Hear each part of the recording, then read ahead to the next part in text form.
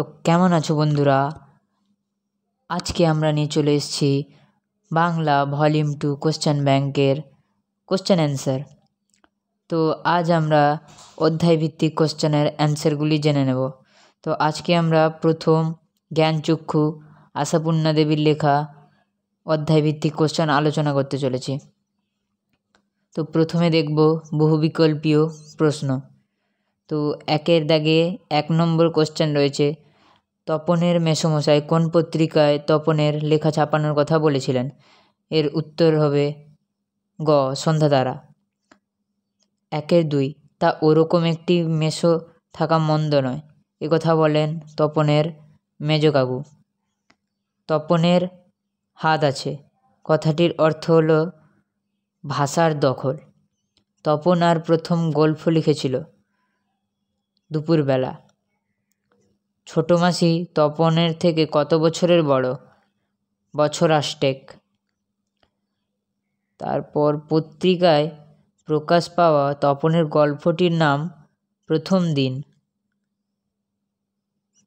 তপনের নতুন মেসোমশাই ছিলেন একজন লেখক। এদেশের কিছু হবে না, কথাটি কে বলেছেন? ছোট মেসোমশাই। এদেশের কিছু হবে না বলে মেসো চলে যান কোথায়? অর্থাৎ এখানে বলতে চেয়েছে মেসো কোথায় চলে যান? সিনেমা দেখতে। শুধু এইটাই জানা ছিল না, অজানা বিষয়টি হলো মানুষ গল্প লেখে। অর্থাৎ তপন জানতো না যে মানুষই গল্প লেখে, অর্থাৎ লেখকরা মানুষ হয় কিনা। তার লেখকদের সম্বন্ধে তার অন্য ধারণা ছিল। 1-এর 10, তপনের মেসোমশাই কোন পত্রিকার সম্পাদককে চিনতেন?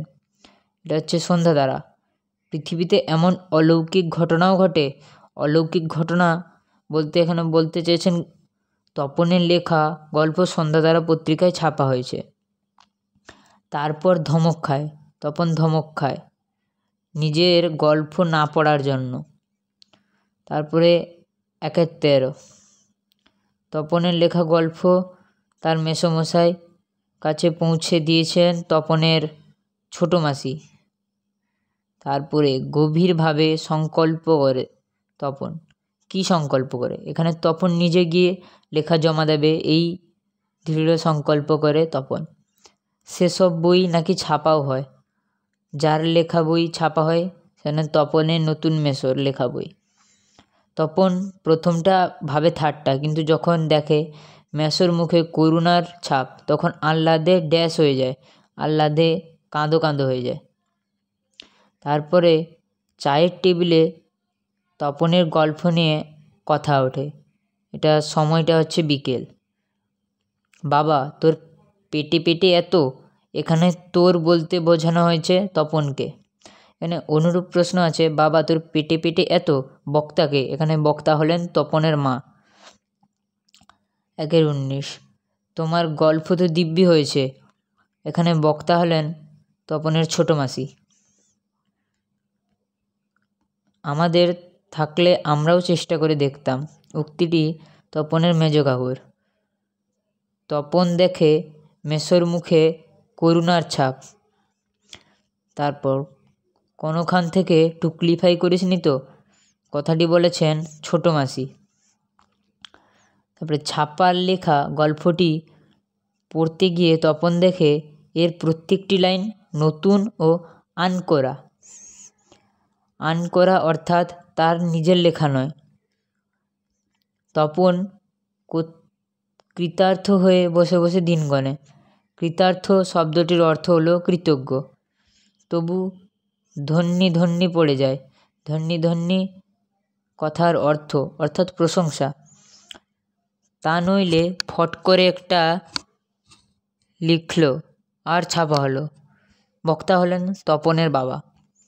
তপনের চিরকালের বন্ধু তার ছোট মাসি, এবং তপনের বাড়িতে তপনের নাম হয়েছে কবি, সাহিত্যিক, কথাশিল্পী। এই বিষয়টি লক্ষ্য করবে। তোমাদের পাঠ্যাংশে যেসব নামগুলি দেওয়া থাকবে সেইগুলি তোমাকে এখানে উল্লেখযোগ্য অপশানটি বেছে নিতে হবে। বাড়ির ঠাট্টা তামাশার মধ্যেই তপন গল্প লিখেছিল। কটা গল্প? 2-3টে। তো আজকে আমরা এমসিকিউগুলো দেখে নিলাম। এরপরে আমরা এসএকিউর দিকে যাব। তার আগে জানাই সকল আমার বন্ধুদেরকে লাইক, সাবস্ক্রাইব এবং কমেন্টে জানাতে আমার কি ভুল ত্রুটি হচ্ছে। প্রথম ভিডিও বানাচ্ছি, আমিও তোমাদের মতো স্টুডেন্ট, তাই সাপোর্ট করবে। যদি কোনো ভুল ত্রুটি হয়ে থাকে কমেন্টে লিখে জানাবে। তো চলো আমরা এগোই এসএকিউর দিকে। সরি বন্ধুরা, কিছু এমসিকিউ থেকে গেছিলো। চলো এই কিছু এমসিকিউগুলোকে আলোচনা করে নিই। 1-30 তপন তার গল্পটি লিখে প্রথম দেখিয়েছিল তার ছোটো মাসিকে। 1-31 তপন মামার বাড়িতে এসেছিল, অর্থাৎ এখানে কোন কারণে এসেছিল? ছোটো মাসির বিয়ের উপলক্ষে। 1-32 তবু লিখেছে, লুকিয়ে লিখেছে। এভাবে লেখার কারণ কি? যেন নেশা পেয়েছে। জ্ঞানচক্ষু গল্পটি কোন মূল গ্রন্থ থেকে সংকলিত হয়েছে? কুমকুম। ছোটো মামার সঙ্গে তপনের ছোটো মেসোর যে মিল, এখানে মিল মানে বলা হয়েছে দুজনে কোন কোন কাজ একই করেন, অর্থাৎ খবরের কাগজ নিয়ে গল্প ও তর্ক করা, এই দুটি কাজকে বলা হয়েছে। অতি সংক্ষিপ্ত উত্তরধর্মী প্রশ্ন, অর্থাৎ এসএকিউ। তো এই কোশ্চেনগুলি আমি নোটের আকারে উত্তরগুলি তৈরি করে রেখেছি। কথা না বাড়িয়ে আমি ওই নোটগুলি দেখিয়ে দিচ্ছি, তোমরা ওই নোটগুলি দেখে দেখে করে নিতে পারো। চলো নোটগুলি আমি তোমাদের একটি একটি করে সাজানো আছে, সব নোটগুলি দেখিয়ে দিচ্ছি, তোমরা ওইগুলি ফলো করে পড়ে নিতে পারো। তো আমাদের প্রথম কোশ্চেন ছিল তপনের গল্প পড়ে ছোটো মাসি কী বলেছিল। তো উত্তরটা তোমরা দেখে নাও।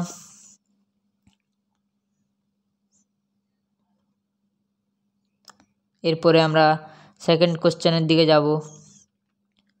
সূচিপত্রেও নাম রয়েছে, সূচিপত্রে কি লেখা রয়েছে? দ্বিতীয় কোশ্চেন ছিল।